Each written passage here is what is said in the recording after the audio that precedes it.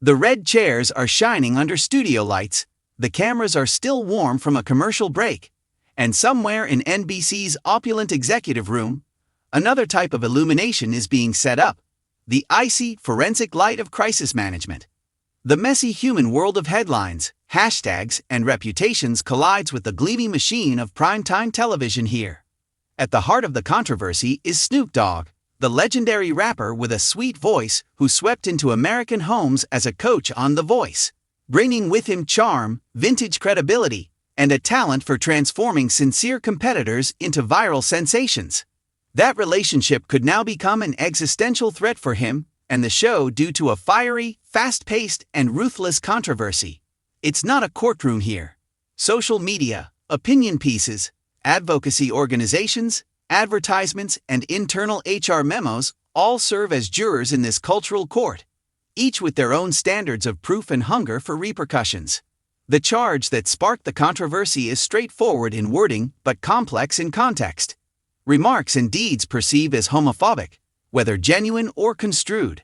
The public swiftly consumes information on the distinction between a pattern of prejudice and a failure in judgment in the current media ecosystem. Snoop's public image is a contrast study. He is the quintessential West Coast icon, easygoing in interviews, ready to laugh and smile, and has long maintained a streetwise yet comfortably mainstream persona. He has smoked celebratory blunts on stage, made unexpected appearances at award presentations, and seemingly effortlessly negotiated decades of shifting cultural tides. However, immunity is not persona. Celebrities may use casual comments, historical footage, and the internet's capacity to piece together context to craft stories that, in the eyes of the public, turn out to be true. The first repercussion was a re-release clip. A grainy, 10-year-old interview from a different cultural period in which Snoop made a comment that, even with editing cuts, comes across as disparaging of homosexual identity. With a headline and a caption intended to provoke outrage, the video was circulated. Influencer accounts quickly added commentary to the video, followed by op-eds, some of which were calm, some of which were furious. LGBTQ+ advocacy organizations demanded accountability in statements. Always mindful of shareholder anxiety and brand safety, advertisers discreetly examine their placements.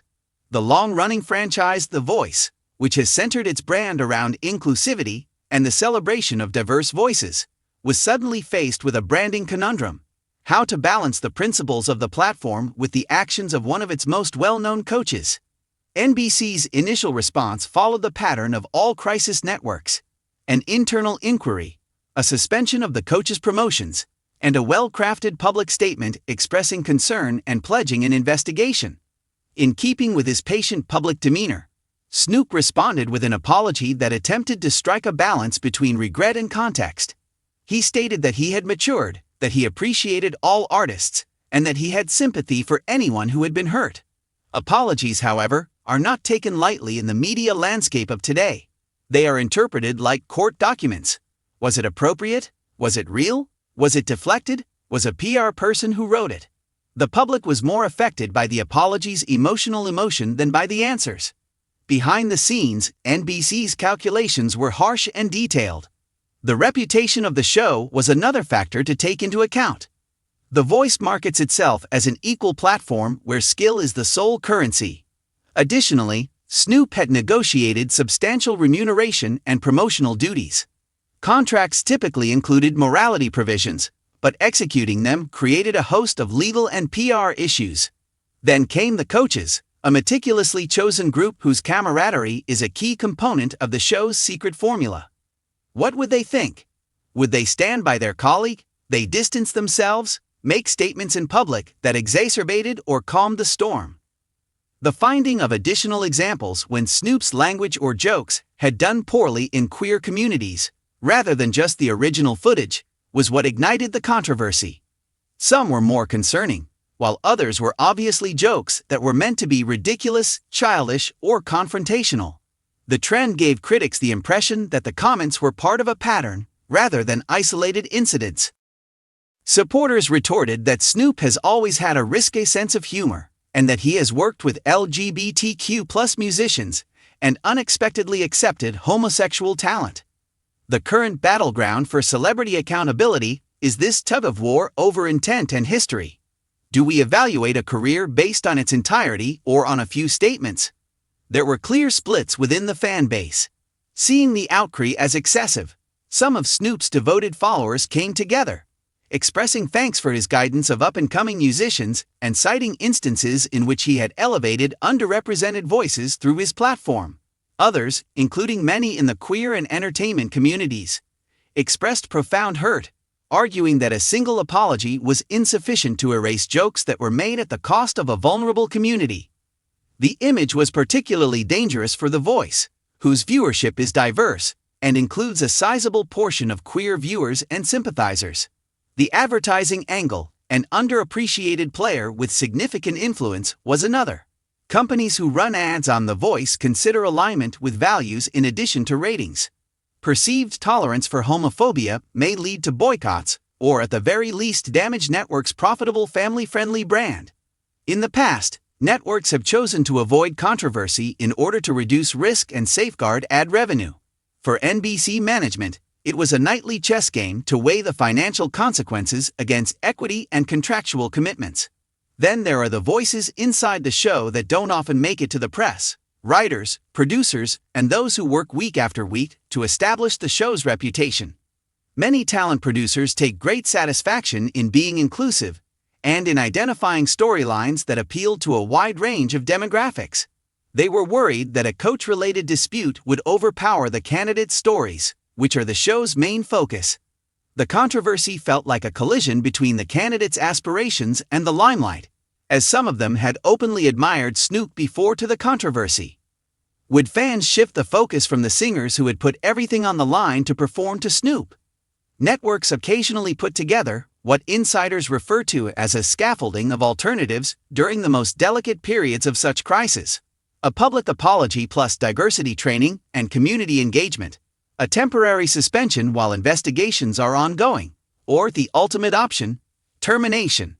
Every move conveys a distinct set of values, such as zero tolerance, prudence, or accountability.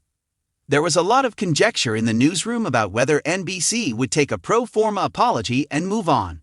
Would activists launch focused campaigns demanding Snoop's dismissal? Would Snoop respond with a lengthy interview where he clarified his comments and reaffirmed his dedication to education? The human side is sometimes overlooked in the midst of the news. Like everyone else, Snoop is a product of his surroundings and period.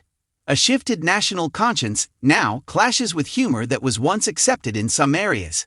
The case for growth narratives, celebrities who have changed and accepted new insights, can be established. However, for growth to be believable, it must be seen. Skeptics can be persuaded by training, allyship, concrete support for LGBTQ artists, and sustained dedication to change. PR gestures must be empty. Unavoidably, the drama turns into a mirror reflecting larger cultural issues. How can we balance an artist's body of work with their shortcomings? When is a joke just that? A jest? And when is it a sign of something more serious? How can organizations, such as networks, brands, and production companies, fairly settle these conflicts without giving in to pressure from the loudest voices, but also taking into account actual harm? Because the questions are both moral and pecuniary, the answers are disorganized. In a world when quick decisions and thoughtful analysis are required, NBC must make a decision that will affect more than just airtime.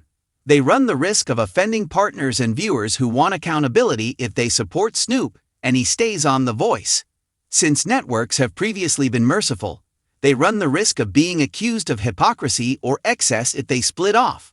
Additionally, they run the risk of losing one of their main attractions. Snoop's ratings and cultural prestige are unmatched. The calculus is more about risk and brand survival than it is about right and wrong.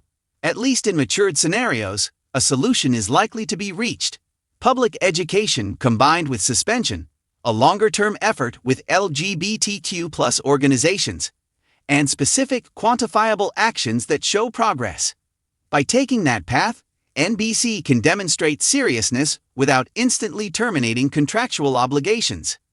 It enables Snoop to reaffirm his commitment to allyship and make atonement. Compromise, however, is not a magic bullet. The story will continue to develop, activists will demand more, and supporters will recognize motivations. No matter how the episode ends, it will leave an impression. It might be a game changer for Snoop, a chance to openly change an advocate, transforming a scandal into an educational opportunity. Or, when networks choose personalities that embody modern principles without constantly jeopardizing their reputation, it might be the start of a gradual decline from a mainstream role. The incident serves as a reminder to The Voice that talent shows are not immune to cultural criticism. Rather, they are reflections of it. Ultimately, this is more about the volatility of our cultural moment than it is about a single celebrity. These days, people expect that on-screen morals and off-screen conduct be consistent. The accountability systems are unrelenting and sometimes harsh, and the past is rarely forgotten. Op-eds, late-night monologues, and kitchen table debates will all analyze Snoop's case. It will be included in the history of a show that thrived on authenticity, as well as the biography of a well-known person. The most daring result would be one in which education and punishment coexist. A public reckoning that seeks not only punishment, but also the arduous process of healing. The story may change if Snoop focuses on that work: listening, education, elevating LGBT voices, supporting initiatives, and promoting gay performers on his venues.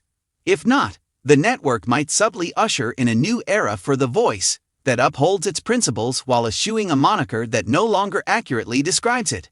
In any case, the drama serves as a lesson in contemporary celebrity for both the audience and the industry. Although charisma and background are important, so are context and outcome. Moral capital is just as valuable as ratings in the attention economy, and reputations are brittle. Not just for one man or one program, but also for the cultural structures that determine what we will tolerate, what we can forgive, and what we can no longer put up with. Snoop Dogg's NBC drama serves as a test case.